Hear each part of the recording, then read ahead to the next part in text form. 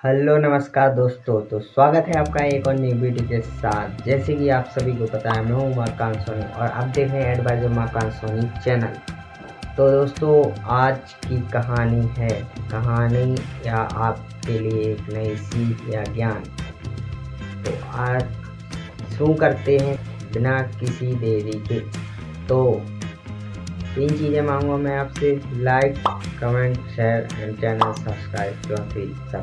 ठीक है, तो बढ़ते हैं बिना किसी देरी के इस वीडियो में। तो दोस्तों, आज का टॉपिक है क्या कि कभी भी अपने ज्ञान पर घमंड ना करें। तो दोस्तों, औरों को, दूसरों को बेवकूफ़ ना समझें, खुद को ज्ञान समझने की गलती ना करें, क्योंकि हर इंसान आज के समय में ज्ञानी है।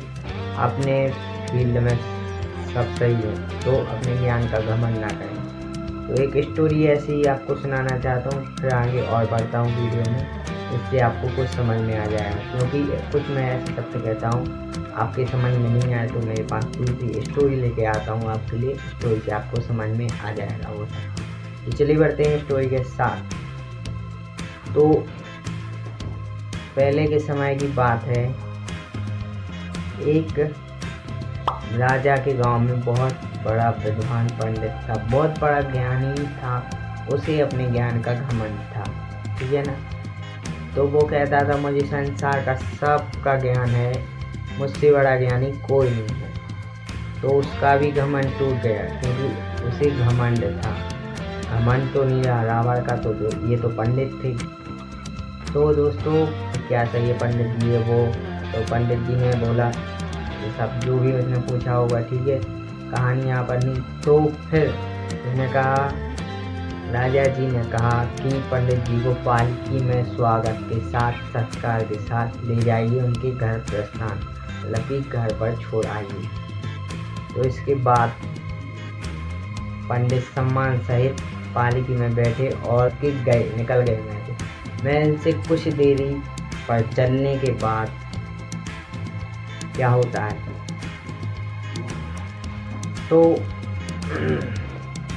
थोड़ी देरी पर चलने के बाद रास्ते में एक बच्चा गाय चरा रहा था।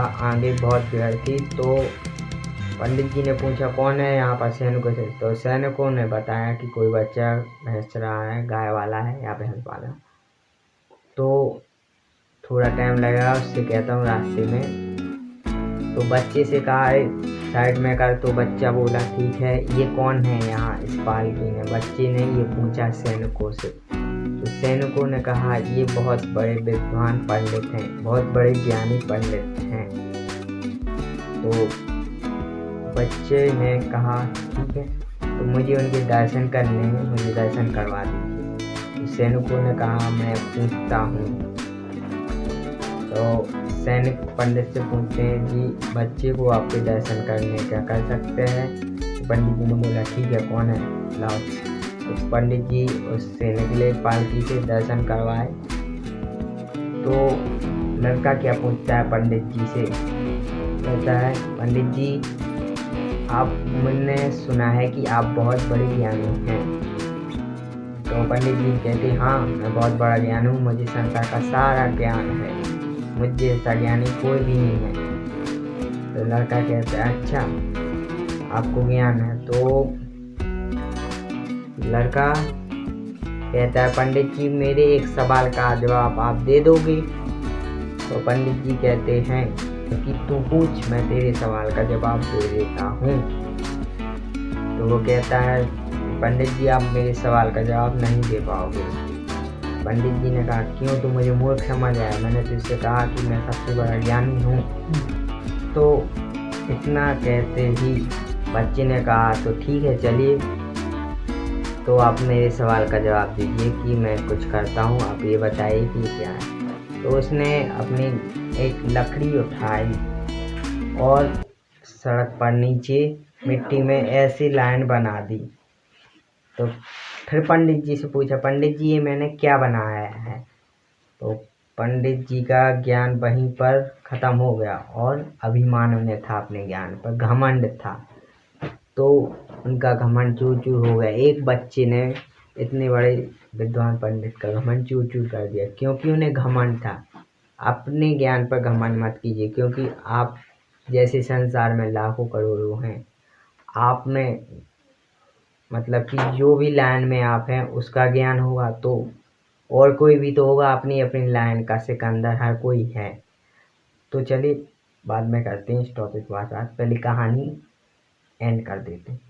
तो बच्चे ने कहा, बताओ पंडित जी ये क्या है? तो पंडित जी कहते हैं, बेटा मैं हार गया, तूने मेरा घमंड नष्ट कर दिया कि मैं संसार का सबसे बड़ा ज्ञानी हूँ। तो फिर पंडित जी कहते हैं, बेटा ये तूने क्या बनाया बता तो लेकिन। तो बच्चा हंसते हंसते कहता है, पंडित जी मैंने कुछ नहीं बनाया, वो मेरी गाय गौमूत्र करती है तो उसका लाइन खींच के बनाया था, ऐसे करती है। तो पंडित जी और ऐसे ने हंसने लगे, और उस दिन से पंडित जी को अपनी गलती का एहसास हुआ कि उन्हें ये समझ में आया कि सब अपने फील्ड के सिकंदर हैं, कोई भी सब ज्ञानी है, कोई भी अज्ञानी व्यक्ति नहीं है। अपने अपने काम में सब माहिर हैं, तो किसी को अज्ञानी न समझें। इस स्टोरी से ये सीख मिलती है कि आप अगर बड़े हैं तो किसी को छोटा ना समझें, क्योंकि इंसान अगर पैसों से भी छोटा होता है, अगर आप पैसों से बड़े हैं तो उसको छोटा ना समझें, क्योंकि वो उसमें ज्ञान होगा बहुत। मतलब कि सबके पास भगवान ने सबको कुछ ना कुछ दिया है अलग अलग, कोई धन से, कोई ज्ञान से बड़ा है, तो कोई हर चीज़ से बड़ा है। क्या क्या समझा आपको? तो इस स्टोरी का अर्थ ये है कि कभी किसी का अपमान ना करें, जितना बन सके लोगों की सहायता करें।